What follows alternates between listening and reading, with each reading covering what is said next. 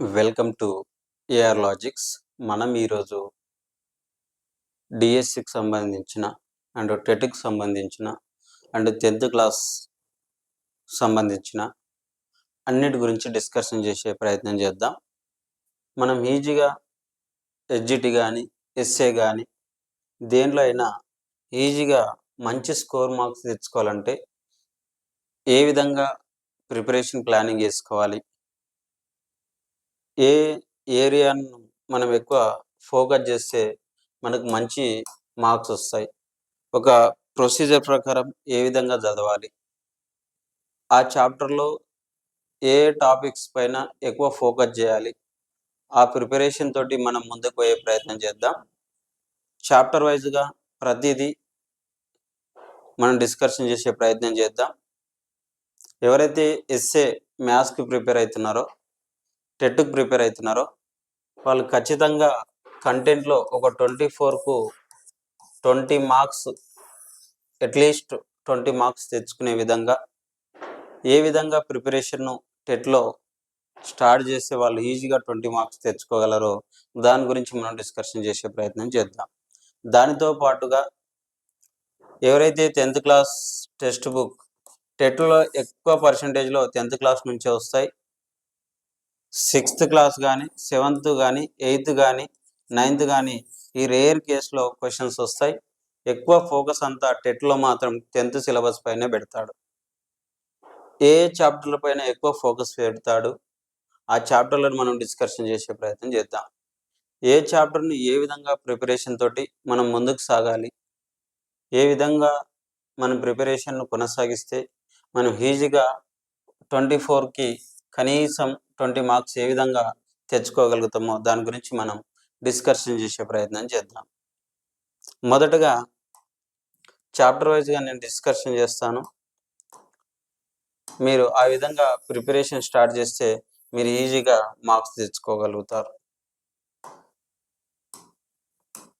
First chapter వచ్చేసి real number. ఎవరైతే TS TET prepare అవుతున్నారో వాళ్ళందరి కోసం ఈ ప్రిపరేషన్ ప్లానింగ్ అనేది చెప్తున్నాను. మొదటగా రియల్ నంబర్ అనే చాప్టర్ను డిస్కషన్ చేద్దాం. మొదటగా రియల్ నంబర్. రియల్ నంబర్స్ అనే చాప్టర్లో టీఎస్ టెట్కి కానీ అండ్ 10th క్లాస్ కంటెంట్ కానీ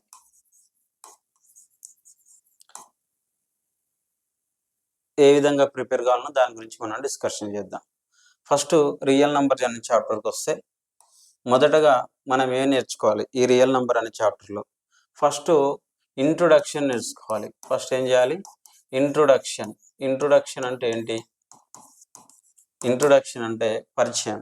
రియల్ నంబర్స్కి సంబంధించిన ప్రతి ఇన్ఫర్మేషన్ ఇంట్రొడక్షన్ మనం నేర్చుకోవాలి. దాంతో పాటుగా Euclid division lemma. Euclid division lemma, EDL అంటాం. Euclid division lemma, Euclid division lemma. దాంతో పాటుగా ప్రైమ్ ఫ్యాక్టరైజేషన్ కూడా నేర్చుకోవాలి. Fundamental theorem of arithmetic, FTA అంటాం. ఫండమెంటల్ థీరమ్ ఆఫ్ అరిథమెటిక్ అనేది కూడా నేర్చుకోవాలి. దాంతో పాటుగా రేషనల్ నంబర్స్ గురించి ఎక్కువ నేర్చుకోవాలి. మనం రేషనల్ నంబర్స్ గురించి ఎక్కువ నేర్చుకోవాలి. రేషనల్ నంబర్స్లో terminating decimals, non terminating repeating decimals ఇలా చాలా ఉంటాయి కదా, వాటన్నిటి గురించి మనం నేర్చుకోవాలి. దాంతో పాటుగా ఇరేషనల్ నంబర్స్ కూడా నేర్చుకోవాలి. ఇరేషనల్ నంబర్స్ 10th క్లాస్లో వచ్చేసరికి ప్రూవ్ దట్ ఇరేషనల్ నంబర్ అని ఉంటుంది కదా, అకరణీయ సంఖ్యను నిరూపించండి అని, కరణీయ సంఖ్యను నిరూపించండి అని ఉంటుంది. ఇంగ్లీష్లో ప్రూవ్ దట్ ఇరేషనల్ నంబర్ అని అంటాం. దాని గురించి అది బోర్డ్ ఎగ్జామ్లో ఖచ్చితంగా వస్తుంది, దాన్ని నేర్చుకోవాలి. దాంతో పాటుగా లాస్ట్ లాగరిథమ్స్ ఉంటాయి. లాగరిథమ్స్, ఈ లాగరిథమ్స్ అంతా నేర్చుకోవాలి. ఇది రియల్ నంబర్ చాప్టర్కి సంబంధించిన full update information. First real నంబర్స్లో ఏమేమి చూస్తున్నాం? ఇంట్రొడక్షన్ నేర్చుకోవాలి. ఇంట్రొడక్షన్ అంటే ఏంటి? అన్నీ వస్తాయి ఇందులో. నంబర్స్కి సంబంధించింది, ప్రైమ్ నంబర్స్ కానీ, కాంపోజిట్ నంబర్స్ కానీ, ఇంకా కోప్రైమ్స్ కానీ ట్విన్ ప్రైమ్స్ కానీ ఏవి ఉన్నా ఆ నంబర్స్ అంత ఇన్ఫర్మేషన్ నేర్చుకోవాలి. తర్వాత Euclid division lemma. Euclid division lemma అంటే ఏంది? A equal to b q plus r is 0 is less than r is less than b. ఇలాంటి పైన ప్రాబ్లమ్స్ ఉంటాయి, అవన్నిటిని గురించి నేర్చుకోవాలి. Fundamental theorem of arithmetic. Fundamental theorem of arithmetic ఏం చెప్తుంది? Any composite number is a product of prime number that is unique అని చెప్తుంది. సో దానికి సంబంధించిన ఫండమెంటల్ థీరమ్ అంతా నేర్చుకోవాలి. ఎగ్జాంపుల్ చూడండి. సపోజ్ 2 + 3 తీసుకున్నా. 2 + 2 × 3 తీసుకున్నా.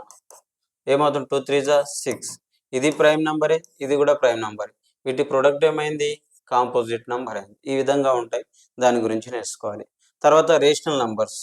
రేషనల్ నంబర్స్ గురించి మొత్తం నేర్చుకోవాలి. అకరణీయ సంఖ్యలు అంటాం తెలుగులో, రేషనల్ నంబర్స్ గురించి. తర్వాత ఇరేషనల్ నంబర్స్ కూడా నేర్చుకోవాలి. తర్వాత లాగరిథమ్స్. ఇట్లా ప్రతిదీ ఇన్ఫర్మేషన్ క్లారిటీగా డిస్కషన్ చేస్తూ ప్రిపరేషన్ స్టార్ట్ చేస్తే ఎక్కువ గ్రూప్ డిస్కషన్ తోటి ప్రిపరేషన్ కావడానికి ప్రయత్నం చేయండి. ఇది ఫస్ట్ చాప్టర్. ఇప్పుడు సెకండ్ చాప్టర్ గురించి డిస్కషన్ చేద్దాం. సెకండ్ చాప్టర్ సెట్ అనే చాప్టర్. ఈజీగా మార్క్స్ మీరు గెయిన్ చేసుకోవాలంటే ఈ చాప్టర్స్ పైన ఎక్కువ ఫోకస్ పెట్టాలి. ఫస్ట్ సెట్ అంటే ఏంటంటే నేర్చుకోవాలి. ఫస్ట్ ఏంది? ఇంట్రొడక్షన్ నేర్చుకోవాలి. ఇంట్రొడక్షన్ అంటే డెఫినేషన్స్ అన్నీ నేర్చుకోవాలి. సెట్ యొక్క డెఫినేషన్ ఏముంది? Well defined collection of object అంటాం కదా, సునిర్వచిత మూలకాల సముదాయాన్ని సమితి అంటామని నిర్వచనం ఉంటుంది కదా. ఆ ఇంట్రొడక్షన్ అంతా నేర్చుకోవాలి. అంటే సెట్ని బిగ్ లెటర్తో రిప్రజెంట్ చేస్తాం, సెట్లో ఉన్న ఎలిమెంట్స్ని స్మాల్ లెటర్తో ప్రజెంటేషన్ చేయాలి. అలాగే కర్లీ బ్రాకెట్ యూజ్ చేయాలి, తర్వాత కామర్స్ కూడా యూజ్ చేయాలి. ఇలా కొన్ని ప్రొసీజర్స్ ఉంటాయి కదా, అవంతా ప్రొసీజర్స్ నేర్చుకోవాలి. అసలు తర్వాత ఏంటి? రిప్రజెంటేషన్ ఎట్లా చేస్తాం? సెట్ను 2 టైప్స్లో రిప్రజెంట్ చేస్తాం. రిప్రజెంటేషన్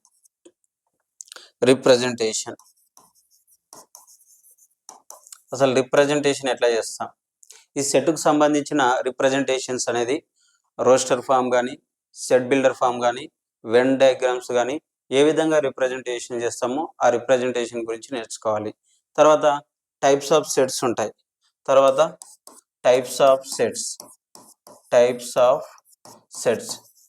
సెట్స్కి సంబంధించిన రకాలు ఉంటాయి. ఏంటి? యూనియన్ ఆఫ్ సెట్స్, తర్వాత ఇంటర్జెక్షన్ ఆఫ్ సెట్స్, తర్వాత డిఫరెన్స్ ఆఫ్ సెట్స్, తర్వాత డిజాయింట్ ఆఫ్ సెట్స్, ఇట్లా. తర్వాత ఎంప్టీ సెట్, తర్వాత empty set, null set, white set అంటాం. వాటికి సంబంధించినవి ఉంటాయి. తర్వాత ఫైనైట్ సెట్ అంటేంది, ఇన్ఫైనైట్ సెట్ అంటేంది, తర్వాత ఈక్వల్ సెట్ అంటేంది, ఈక్వివాలెంట్ సెట్ అంటే ఏంటి, తర్వాత సబ్సెట్ అంటే ఏంటి, పవర్ సెట్ అంటే ఏంటి, వీటన్నిటి గురించి నేర్చుకోవాలి. దాంతో పాటుగా ఆపరేషన్స్ కూడా అప్లికేషన్ చేసుకోవాలి. ఆపరేషన్స్ అన్సెట్ సెట్ పైన ఆపరేషన్స్ అనేది చూసుకోవాలి. ఆపరేషన్స్ అంటే ఏముంటాయి? యూనియన్ కానీ, ఇంటర్జెక్షన్ కానీ, మైనస్ కానీ, తర్వాత సపోజ్ 3 ఉన్నాయి. ఈ 3 ఆపరేషన్స్ మనం అప్లికేషన్ చేయడం నేర్చుకోవాలి. తర్వాత డిజైన్ సెట్ అని కూడా ఉంది కదా, దాని గురించి ఆపరేషన్ అంతా నేర్చుకుంటే సెట్ అనే చాప్టర్ కంప్లీట్ అయిపోతుంది. తర్వాత సబ్సెట్ అవన్నీ ఉంటాయి కదా, చిన్న చిన్న డెఫినేషన్స్. ఏంటి? ఎంప్టీ సెట్ అంటే ఏంటి, తర్వాత ఫైనైట్ సెట్ అంటే ఏంటి, తర్వాత ఇన్ఫైనైట్ సెట్, ఇట్లా చాలా ఉంటాయి. ఈక్వల్ సెట్, ఈక్వివాలెంట్ సెట్, ఇట్లా సెట్లో చాలా రకాలు ఉంటాయి. ఆ సెట్లో ఉన్న రకాలన్నిటి గురించి డిస్కషన్ చేయాలి. దాంతో పాటుగా మీరు వేరే వాళ్ళతో డిస్కషన్ చేస్తూ గ్రూప్ డిస్కషన్లో స్టార్ట్ చేస్తే మీరు మంచిగా దానిపైన కమాండ్ వచ్చేస్తుంది. ఇది సెట్కు సంబంధించిన ఫుల్ అప్డేట్ ఇన్ఫర్మేషన్. తర్వాత వచ్చేసి పాలినోమియల్ చాప్టర్కి పోతాం. Next go to the polynomial.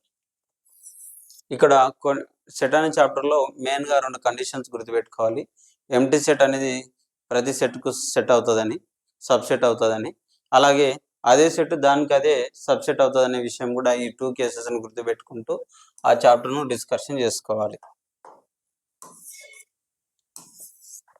ఇప్పుడు పాలినోమియల్ అనే చాప్టర్కి పోదాం. POLY అని రాస్తాం షార్ట్కట్లో, మొత్తం రాయాలంటే పాలినోమియల్ అని కూడా రాస్తాం. ఇది పాలినోమియల్ అనే చాప్టర్. ఈ పాలినోమియల్ అనే చాప్టర్లో ఫస్ట్ ఇంట్రొడక్షన్, ప్రతి చాప్టర్కి ఇంట్రొడక్షన్ అని పెడుతున్నాను. ఇంట్రొడక్షన్ అంటే ఏంది, కాన్స్టెంట్ అంటే ఏంది, ఎక్స్ప్రెషన్ అంటే ఏంది, టర్మ్స్ అంటే ఏంది, తర్వాత పాలి అంటే ఏంది, నోమియల్ అంటే ఏంది, ఇట్లా వీటన్నిటి గురించి, పవర్ అంటే ఏంది, డిగ్రీ అంటే ఏంది, ఆర్డర్ అంటే ఏంది, తర్వాత పాలినోమియల్ ఏది పాలినోమియల్ కాదు, అసలు పాలినోమియల్ పవర్ని నెగిటివ్లో తీసుకోవచ్చా, ఫ్రాక్షన్లో తీసుకోవచ్చా, తీసుకోకూడదా, ఇలాంటివన్నీ ఇంట్రొడక్షన్లో చూసుకోవాలి. దాంతోపాటుగా డెఫినేషన్స్ కూడా చూసుకోవాలి. డెఫినేషన్స్, పాలినోమియల్కి సంబంధించిన డెఫినేషన్స్ అన్నీ చూసుకోవాలి. డెఫినేషన్స్, లీనియర్ పాలినోమియల్ అంటే ఏంది, క్వాడ్రాటిక్ పాలినోమియల్ అంటే ఏంది, క్యూబిక్ పాలినోమియల్, బై క్యూబిక్ అంటే ఏంది, అట్లా వాటన్నిటి పాలినోమియల్ డెఫినేషన్స్, మొత్తం వాటికి సంబంధించిన ఇన్ఫర్మేషన్ చూసుకోవాలి. తర్వాత జీరోస్ ఆఫ్ ద పాలినోమియల్, తర్వాత value of the polynomial, value of the polynomial అంటే ఏంటి, తర్వాత జీరోస్ ఆఫ్ ది పాలినోమియల్ అంటే ఏంటి, తర్వాత అందులో గ్రాఫ్ ఉంటుంది, గ్రాఫ్కు సంబంధించిన ఇన్ఫర్మేషన్ కూడా నేర్చుకోవాలి. తర్వాత రిలేషన్ ఉంటుంది, relation between zeros and coefficient అని మీనింగ్ ఉంటుంది. అంటే శూన్యాలకు x² కానీ x కానీ వాటి యొక్క గుణకాలకు మధ్య సంబంధం అనే విషయం ఉంటుంది, దాని గురించి కూడా నేర్చుకోవాలి. Relation between zeros and coefficients, జీరోస్కు అండ్ కోఎఫిషియంట్కు ఉన్న రిలేషన్ ఏంటి, ఇందులో 2 కేసెస్ ఉంటాయి. క్వాడ్రాటిక్ పాలినోమియల్కు చెక్ చేసుకోవాలి, క్యూబిక్ పాలినోమియల్ కూడా చెక్ చేసుకోవాలి. ఈ 2 కేసెస్కు చెక్ చేసుకోవాలి. ఈ రిలేషన్ అనేది క్వాడ్రాటిక్ పాలినోమియల్లో చెక్ చేసుకోవాలి, అలాగే క్యూబిక్ పాలినోమియల్లో కూడా చెక్ చేసుకోవాలి. అంటే తెలుగులో అయితే వర్గ సమీకరణాలు అంటాం, ఇంకా ఘన సమీకరణాలు అంటాం. తర్వాత డివిజన్ మెథడ్ ఉంటుంది, తర్వాత డివిజన్ అల్గారిథం అంటాం, డివిజన్ మెథడ్ కూడా ఉంటుంది. ఇది పాలినోమియల్కి సంబంధించిన ఫుల్ ఇన్ఫర్మేషన్. తర్వాత పేర్ ఆఫ్ లీనియర్ ఈక్వేషన్ గురించి చూద్దాం. తర్వాత ఆఫ్టర్ ఫోర్త్ చాప్టర్ వచ్చేసి పేర్ ఆఫ్ లీనియర్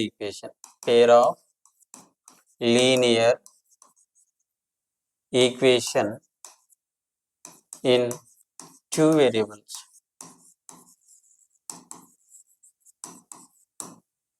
ఈ pair of linear equation 2 variable అనే చాప్టర్ గురించి డిస్కషన్ చేస్తాం. 1 వేరియబుల్ ఉంటుంది, 2 వేరియబుల్ ఉంటుంది. ఫస్ట్ ఇంట్రొడక్షన్ చూసుకోవాలి. ప్రతి చాప్టర్కు ఇంట్రొడక్షన్ పెడుతున్నాను. అంటే దాని యొక్క మీనింగ్ ఏంటి అంటే బేసిక్ కాన్సెప్ట్. ఇప్పుడు పేర్ of linear equation in 2 variables అని అంటున్నాం కదా, అసలు 2 వేరియబుల్స్ అంటే ఏంటి, 1 వేరియబుల్ అంటే ఏంటి, అసలు పేర్ అంటే ఏంది, పేర్ అంటే జత అంటాం, 2 ఆర్ మోర్ దెన్ అట్లా తీసుకోవాలి. లీనియర్ అంటే ఏంది, క్వాడ్రాటిక్ అంటే ఏంది, క్యూబిక్ అంటే ఏంది, వాటన్నిటి గురించి ఇంట్రొడక్షన్ నేర్చుకోవాలి. ఎక్స్ప్రెషన్ అంటే ఏంది, టర్మ్స్ అంటే ఏంది, తర్వాత ఈక్వేషన్ అంటే ఏంది, ఈక్వేషన్కు ఎక్స్ప్రెషన్కు తేడా ఏంటి, సమీకరణానికి సమాసానికి తేడా ఏంటి, వీటన్నిటి గురించి మనం ఇంట్రొడక్షన్లో చూసుకోవాలి. ఇందులో సొల్యూషన్స్ ఉంటాయి. సొల్యూషన్స్ మొత్తం 3 టైప్స్ ఆర్ 4 టైప్స్లో మనం డిస్కషన్ చేస్తూ ఉంటాం. సొల్యూషన్ అనేది పేర్ of linear equation 2 variables solution అనేది ఓవరాల్గా 3 టైప్లో చూస్తాం. ఇంటర్మీడియట్లో ఇంకొకటి యాడ్ అవుతుంటుంది. తర్వాత యాక్చువల్గా ఫస్ట్ ఏంటి అంటే గ్రాఫికల్ మెథడ్. ఫస్ట్ వన్ ఏంటి, గ్రాఫికల్ మెథడ్ అని ఉంటుంది. తర్వాత సబ్స్టిట్యూషన్ మెథడ్.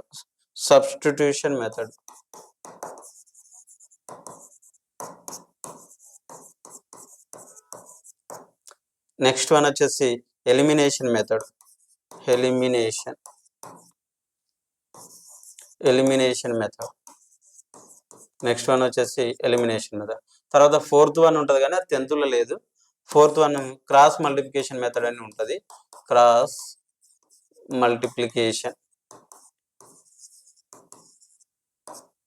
మల్టిప్లికేషన్ మెథడ్ అని ఉంటుంది. అది మనకు 10th లో లేదు, ఇంటర్మీడియట్లో వస్తుంది.